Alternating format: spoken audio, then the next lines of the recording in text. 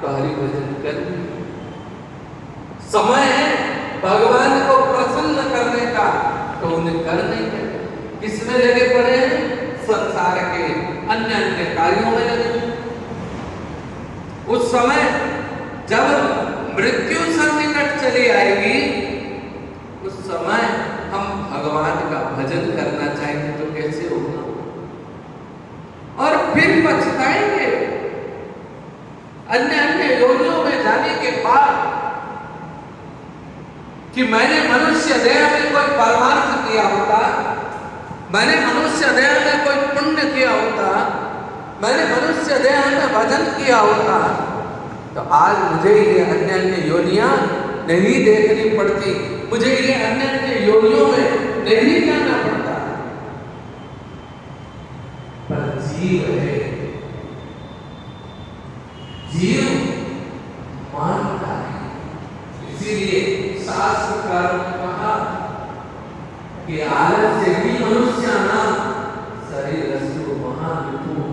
शरीर का कोई शत्रु नहीं है, सबसे बड़ा शत्रु कोई है तो वह आपका आलस्य है, जो आपके साथ चलता है। इसलिए आलस्य और प्रमाद को त्याग करके हरि चिंतन, हरि भजन, परमार्थ में जीव को लगना चाहिए। इसीलिए आलस्य और प्रमाद को छोड़ करके भगवान के भजन की तरफ लगो। अब वह कहता है कि कुछ समय बाद पिताजी का देहावसान हो गया। अब मेरे दोनों भाई तो बड़े पढ़े लिखे थे, तो उनको तो जगत में बहुत सम्मान, मान, सम्मान, प्रतिष्ठा मिलती।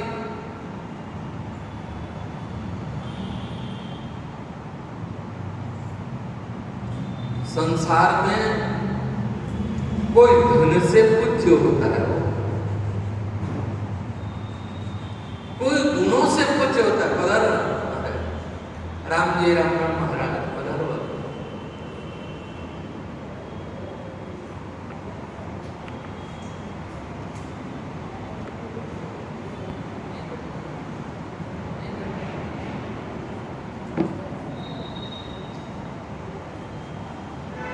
संसार में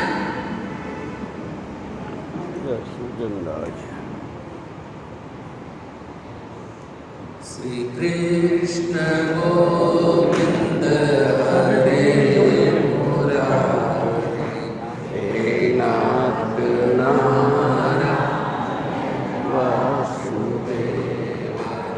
श्री कृष्ण गोविंद हरे मुरारी, हे नाथ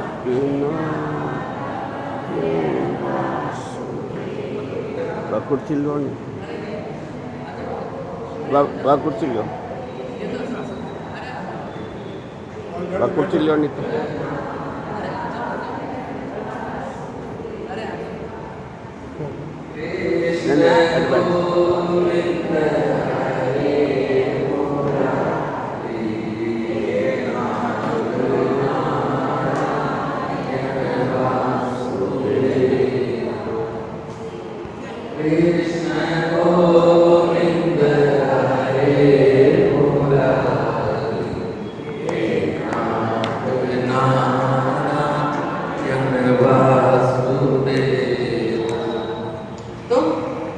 विद्याधर ने कहा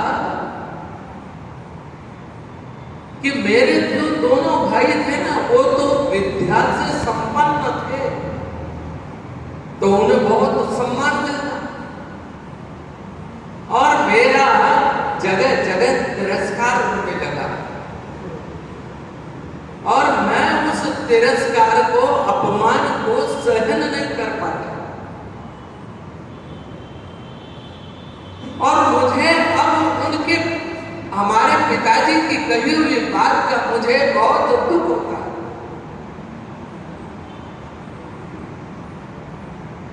हे महर्षि, मेरे पूर्व जन्म के मैं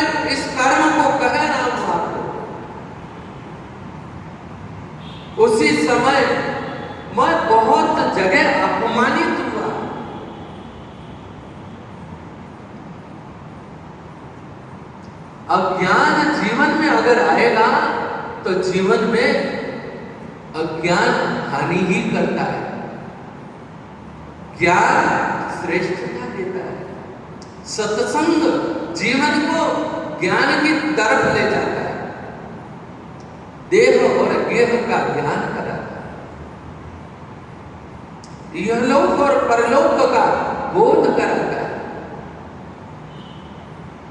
सत्संग परमात्मा की तरफ का ज्ञान कराता है।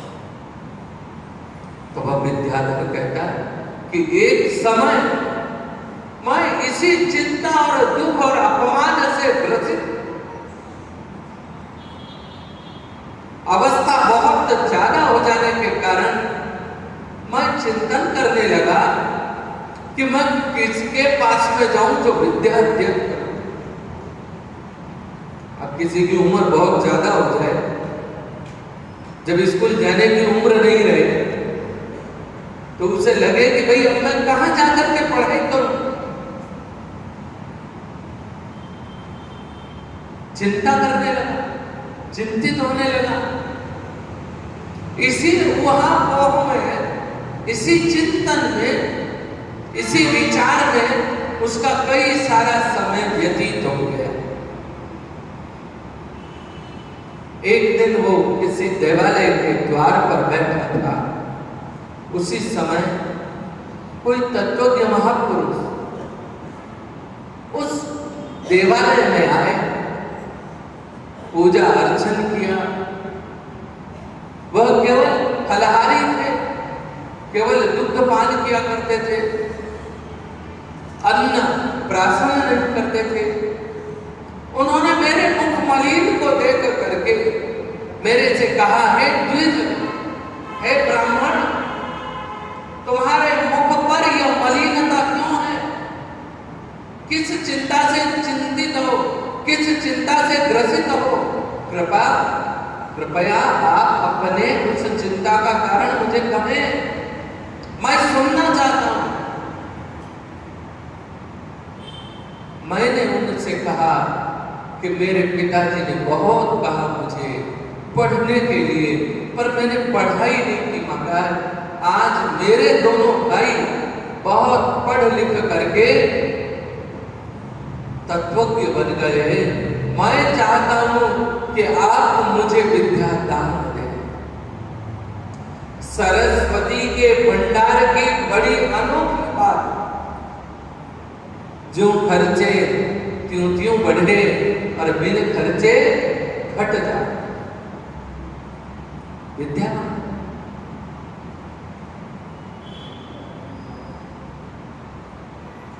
विद्या है तो बांटने के लिए, नहीं तो वो कुंठित हो जाए, नहीं तो वह कुंठा हो जाएगी।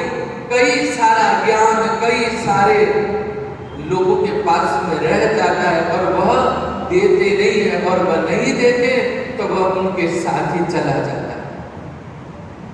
कई ऐसे संत महात्मा मनीषी हुए जो प्रकांड वैद्य थे पहले। अभी नालंदा विश्वविद्यालय की चर्चा भी काफी चर्चा हुई। नालंदा विश्वविद्यालय बिहार, खिलजी को कोई बीमारी हुई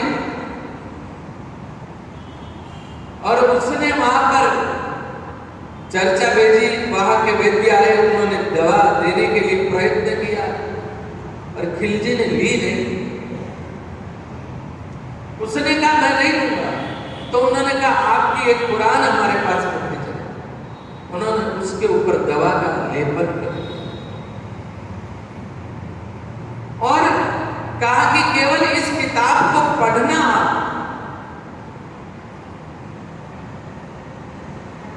और पढ़ने के बाद में ये उंगलियां जो है इसको जिह्वा पर लगा लो, उससे वह सही हो गया। तो इतना क्रोध आया, इतना क्रोध देखो कि ज्ञान की यह ज्ञान हमारे पास में क्यों नहीं है? ईर्ष्या। और उसी ईर्ष्या में उस नालंदा विश्वविद्यालय को जला दिया। कहते हैं 3 महीने तक जलता रहा वो।